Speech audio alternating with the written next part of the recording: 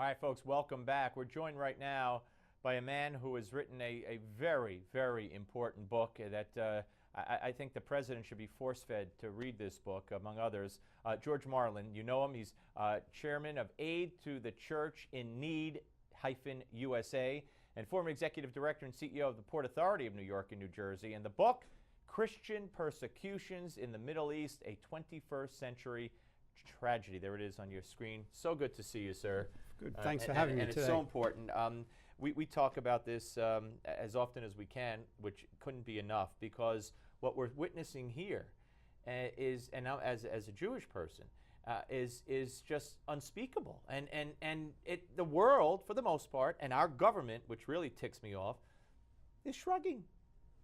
You're absolutely right. Now, the unthinkable is real. Secretary Kerry and others have told us in the United States that this can't be in the 21st century. This is not civilized behavior. Well, the unthinkable is truly real.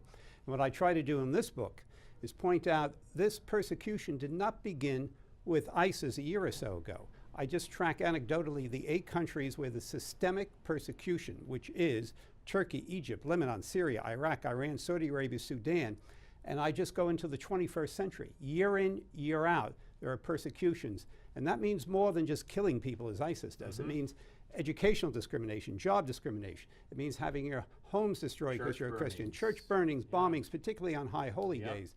It means your business being blown up because you're a Christian. Your daughters being abducted, kidnapped, forced to convert, or being held for ransom. So all this goes on, and it's driving out Christians who was there 600 years before the Muslims were there. And what ISIS is now doing is trying to eradicate any trace of Christianity throughout the Middle East. And you have on the cover of your book, as we saw, not to interrupt, a very poignant picture of the, I believe this is the Copts being, before they're beheaded and thrown into the sea. That's right. And as Pope Francis pointed out, they were murdered specifically because they were Christians, while the White House says, we're sorry and appalled that Egyptian citizens were murdered. Yes, never mentioned No, they Christians. were citizens who are Christians. Well, George, it's beyond that. I mean, never mentioned that. And when he had his prayer breakfast, and then again after the prayer breakfast, took on Christianity for the Crusades, and I mean, then we shouldn't be on our high horse. What kind of message? Forget the egregiousness of that on its own. But in the climate and in the almost the immediate aftermath of what happened to these Coptic Christians, to say that, to trash Christianity after the Christians were just slaughtered for being Christians, it's outrageous. Well, on top of that, his lack of knowledge of history, Bernard Lewis, who is probably the leading expert on the Middle East of Princeton in the world, probably, pointed out in one of his books that the Crusades was a Christian holy war against the holy war as a response to the jihad holy war of the Muslims. Was it brutal? Of course it was brutal. Hand-to-hand combat is always brutal. Both sides are brutal. But it was a reaction to their holy war. So for him to just make it like the Christians came out of the blue and decided to invade the Middle East is ridiculous. He's a devout Christian, you understand. Well, so that's why he would say that. Now let me ask you this.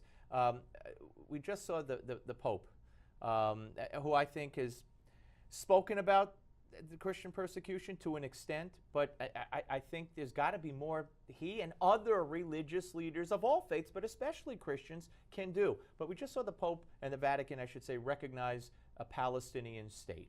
Now, you didn't mention the Palestinian territories in your list because it's not a nation, I would presume. Well, but I would also imagine not systemic but persecution I would imagine there's not many Christians living in the West Bank or the Gaza Strip. I don't think they could. So why did the Vatican do that, do you think? I'm not surprised by it, although I respectfully disagree. I was just with the decision. With the decision. I spent a week in the Vatican about 6 weeks ago there on various business due at Aid of the Church in Need. But the Vatican, the Curia, the Secretary of State's office has always pretty much been very supportive of an independent Palestinian state. That has been their view. The old Curia, which is very obviously European-minded, the Italians, etc., this Pope coming from a third world nation, I am not surprised by the decision. However, this is the Pope speaking as head of state. He is not talking on doctrinal matters where he is infallible. So one could easily disagree, and I wouldn't be surprised if there are prelates in this country that disagree. I do too. I would not recognize a country who is sworn to destroy another country because of their religion. So I have serious problems with this, but I'm not surprised. All right, the book, Christian Persecutions in the Middle East.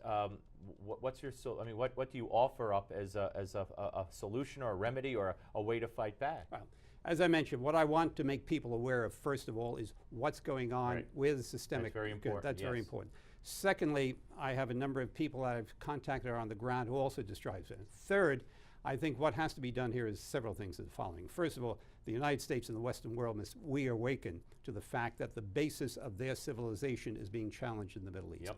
I think the United States should appoint some sort of special envoy that's just there for religious matters to look into these persecution things and to portray what the truth is there. Right. I think it's time for American prelates to wake up and start banging the pots and pans and get the Catholics to put Yep. pressure on congressmen. So I think there's a lot to be done that's not being done at the moment. Thank you for writing this book, really.